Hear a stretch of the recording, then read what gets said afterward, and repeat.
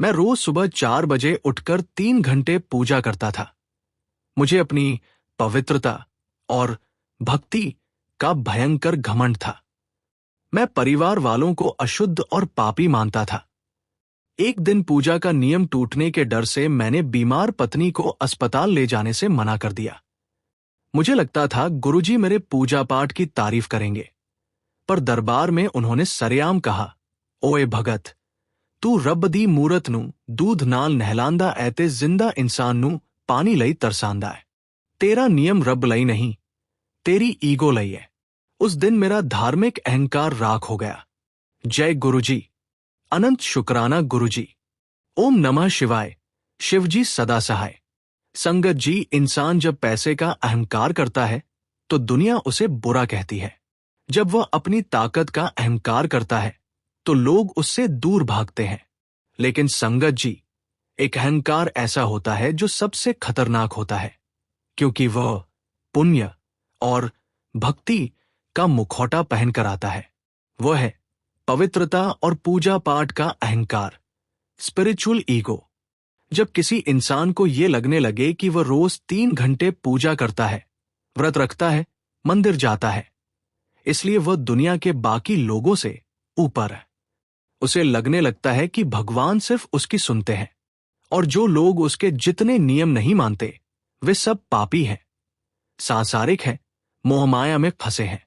ये इंसान अपने घर को एक आश्रम बनाने की कोशिश करता है, पर असल में उसे एक जेल बना देता है, जहां जरा सी आवाज होने पर डांट पड़ती है, जहां नियम टूट जाने पर घर सिर पर उठा लिया जाता है, और उस पूजा के नाम पर घर के जिंदा इंसानों का मानसिक कत्ल किया जाता है। आज का यह सत्संग एक ऐसे ही इंसान का है जिसने भगवान को पाने के चक्कर में अपने अंदर के इंसान को मार दिया था। यह 2002 के चत्तरपुर दरबार का सत्संग है और यह सत्संग प्रकाश मदान जी की जुबानी है। जय गुरुजी संगत जी। मेरा नाम प्रकाश मदान है। मैं मालवीय नगर में रहता हूं। मेरा अपना प्रिंटिंग प्रेस का काम है। आज मेरी उम्र 58 साल है। आज मैं गुरुजी का स्वरूप निहारता हूं तो मेरी आंखों में सिर्फ प्यार और करुणा होती है। आज मेरे घर में जब पूजा होती है तो बच्चे मेरे साथ आकर हंसते हुए बैठते हैं, पर आज से 25 साल पहले मेरी पूजा ऐसी नहीं थी। मेरी पूजा एक आतंक थी। मेरा नियम एक तलवार था जो मेरे परिवार की गर्दन पर हर रोज लटकता था। मुझे लगता था मैं ईश्वर के बहुत करीब हूं, पर हकीकत में मैं ईश्वर से सबसे दूर था। यह कहानी 1998 की है। मैं बचपन से ही धार्मिक माहौल में पला बढ़ा था। 1995 में जब मैं 30 साल का था, मैंने कुछ धार्मिक किताबें पढ़ी और मेरे मन में एक अजीब सा वैराग्य और कट्टरपन आ गया। मैंने तय किया कि मैं रोज सुबह 4 बजे उठूंगा, नहाकर 3 घंटे पूजा करूंगा। मैं लहसुन प्याज छोड़ चुका था, बाहर का खाना बंद कर दिया था। शुरुआत में ये सब मेरी अपनी शांति के लिए था, पर धीरे धीरे ये मेरी सुपीरियॉरिटी का कारण बन गया। मेरी पत्नी वंदना एक बहुत ही सीधी और घर संभालने वाली औरत थी, पर मुझे उसमें खोट नजर आने लगे। अगर वह सुबह 6 बजे उठती तो मैं ताना मारता, जो इंसान सूरज उगने के बाद उठता है उसके घर में कभी बरकत नहीं होती। तुम लोग तो माया में फंसे हो। मेरा बेटा आर्यन तब 10 साल का था।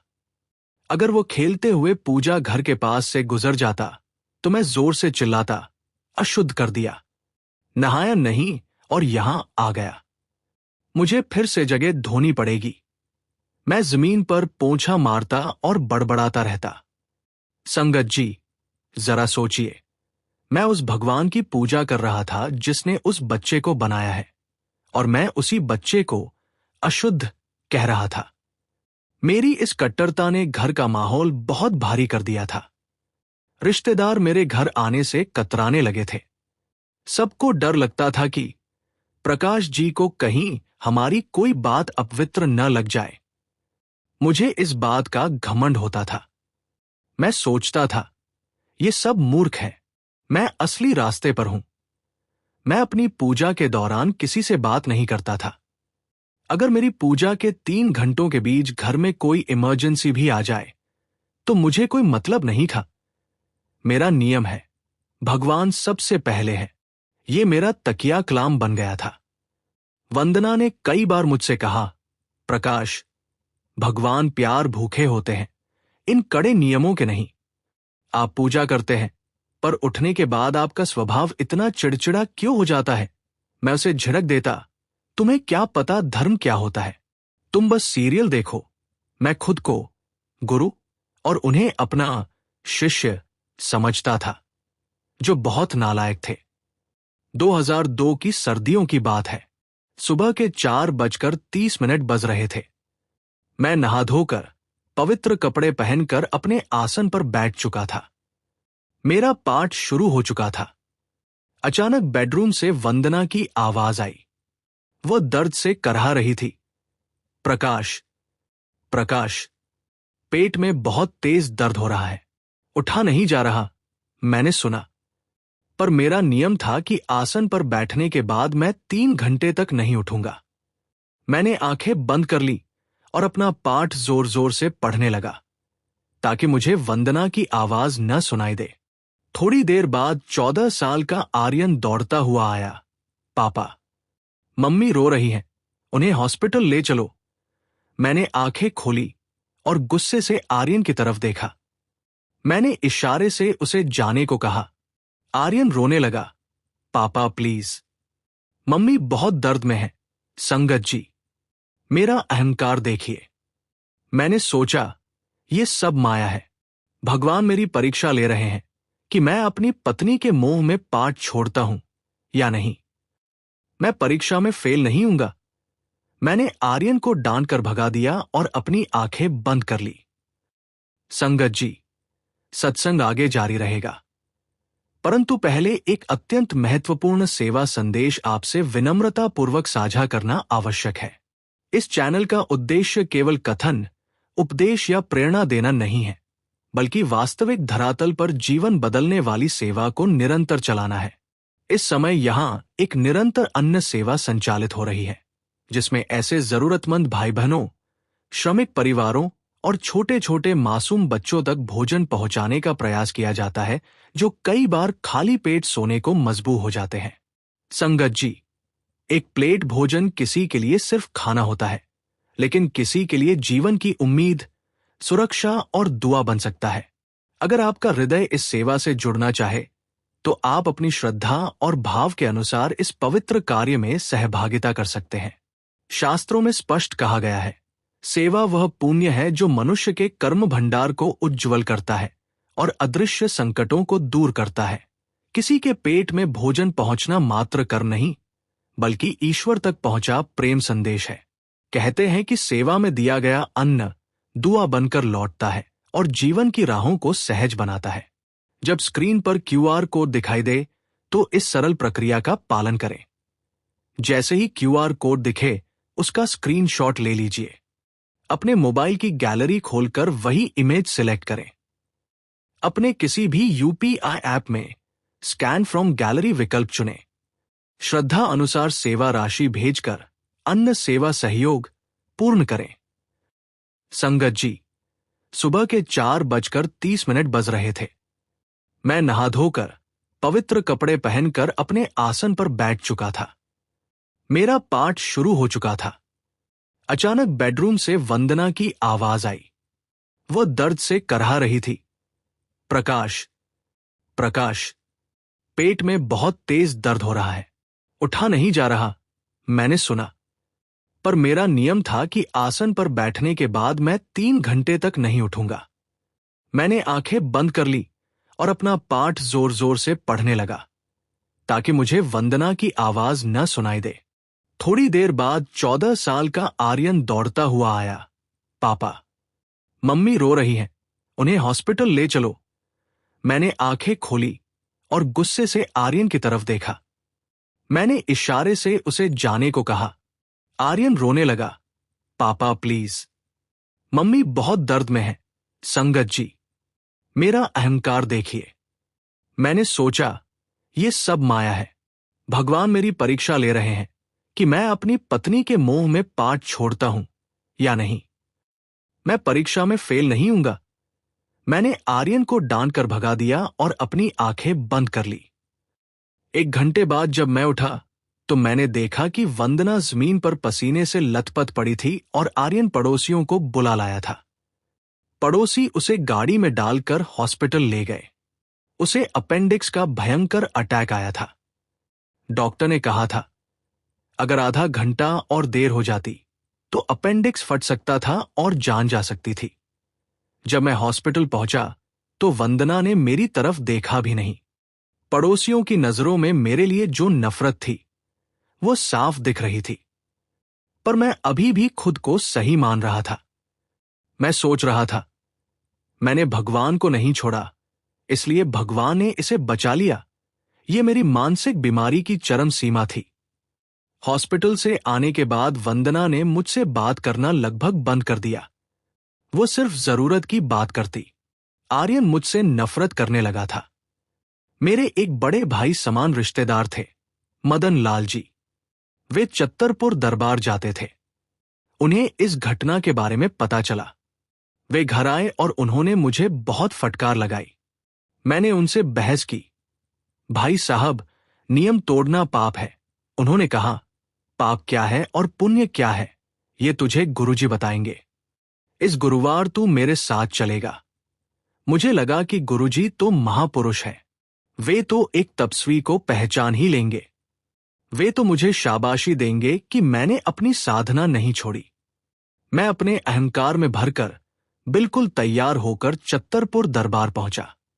दरबार में बहुत संगत थी। मैं बैठ गया। मैंने आंखें बंद कर ली और वहां भी अपना जाप शुरू कर दिया। मैं दिखाना चाहता था कि मैं कितना बड़ा भक्त हूं। थोड़ी देर में गुरुजी हॉल में पधारे। उनकी प्रेजेंस में एक ऐसी शक्ति थी कि मेरे होठों का जाप अपने आप रुक गया। मैं उन्हें देखता रह गया। गुरुजी अपनी गद्दी पर बैठे। उन्होंने कुछ देर पूरी संगत को देखा और फिर अचानक उनकी आवाज गूंजी, ओए, ओ जेड़ा पीछे वड्डा भगत बैठा है। जेड़ा आंखें बंद करके मैनू अपनी भक्ति दा हिसाब दे रिहा। इधर आ। मदन भाई साहब ने मुझे उठाया। मैं सीना चौड़ा करके आगे गया। मुझे लगा आज मेरी भक्ति का इनाम मिलने वाला है। मैं आगे जाकर झुका। गुरुजी ने मुझे इतनी तेज और तीखी नजर से देखा कि मेरे पैरों की जमीन हिल गई। उन्होंने कड़कती हुई आवाज में कहा, तू खुद नू बहुत वड्डा धर्मी समझदा है। रोज 4 बजे उठ के रब ते एहसान करदा है। मैं घबरा गया। मैंने हकलाते हुए कहा, नहीं गुरुजी, मैं तो बस नियम निभाता हूं। गुरुजी ने कहा, नियम? ओए, तू रब दी मूरत नू दूध नाल नहलांदा है ते जिंदा इंसान नू पानी लई तरसांदा है। तेरा नियम रब लई नहीं, तेरी ईगो लई है। जदों तेरी पत्नी दर्द विच तड़प रही सी ते तेरा बच्चा रो रिहा सी, तू आंखें बंद करके किस रब नू पुकार रिहा सी? ओए मूर्ख, रब ओस मूरत च नहीं सी ओस वेले। रब तेरी पत्नी दे दर्द च सी, जेड़ा तैनू बुला रिहा सी, ते तू रब नू ठुकरा के अपने अहंकार दी पूजा कर रिहा सी। संगत जी, 25 साल पहले का वो दिन मुझे आज भी याद है।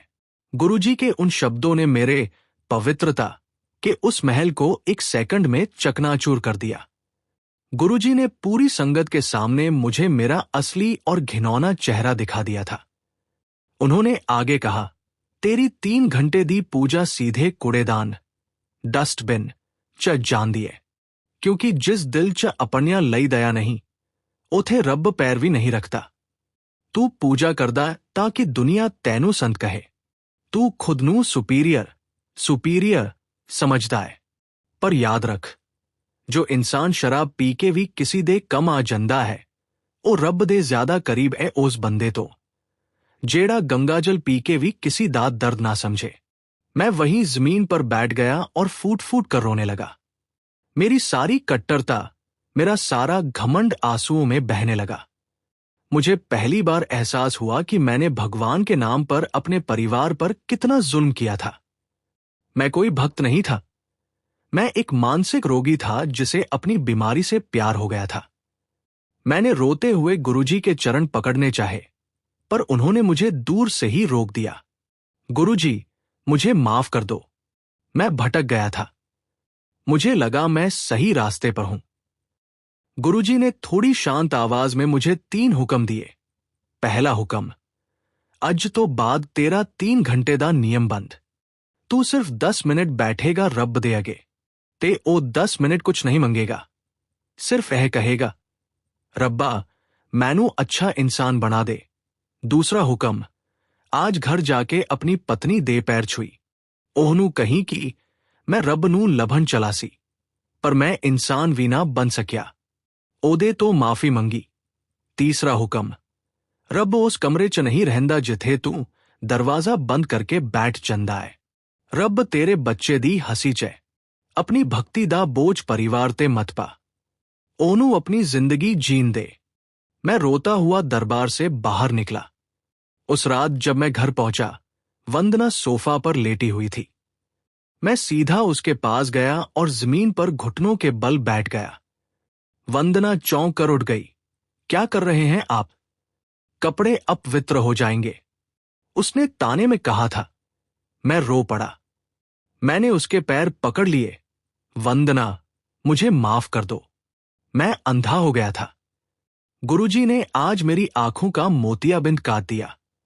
मैंने उस दिन जो किया वो कोई धर्म नहीं था, वो मेरा सबसे बड़ा पाप था। मैं भगवान की मूरत के आगे बैठा था, पर असल में मैं अपने अहंकार की पूजा कर रहा था। मुझे एक और मौका दे दो।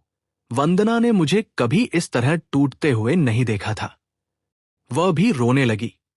उसने मेरे सिर पर हाथ रखा और कहा, मैं कोई संत नहीं हूं प्रकाश, मुझे बस मेरा पति वापस चाहिए था, जो मुझे इंसान समझे, मशीन नहीं। उस रात 14 साल का आर्यन दरवाजे से हमें देख रहा था। मैंने उसे पास बुलाया और उसे गले लगा लिया। बेटा, आज से तेरा पापा तुझे कभी अशुद्ध नहीं कहेगा। सबसे ज्यादा अशुद्ध मेरा मन था। अगले दिन से मेरी जिंदगी पूरी तरह बदल गई। मैंने सुबह 4 बजे का वो कट्टर अलार्म बंद कर दिया। मैं 6 बजे उठता। मैं 10 मिनट गुरुजी के स्वरूप के आगे बैठता, उनका शुक्राना करता और फिर रसोई में जाकर वंदना के लिए चाय बनाता। जब मैंने पहली बार वंदना को चाय का कप दिया तो उसकी आंखों में जो चमक थी, संगत जी, वो चमक मुझे 3 घंटे की पूजा में कभी नहीं मिली थी। आर्यन अब मेरे पास आकर बैठता था। वो मुझसे स्कूल की बातें करता था, क्योंकि उसे पता था कि अब मैं उसे जज नहीं करूंगा। मैंने लहसुन प्याज भी खाने शुरू कर दिए, क्योंकि गुरुजी ने कहा था कि खांदा है एदे नाल फर्क नहीं पैंदा, कि एदा हक खांदा है एदे नाल फर्क पैंदा है। मेरे रिश्तेदार जो घर आने से डरते थे, अब खुशी खुशी घर आने लगे।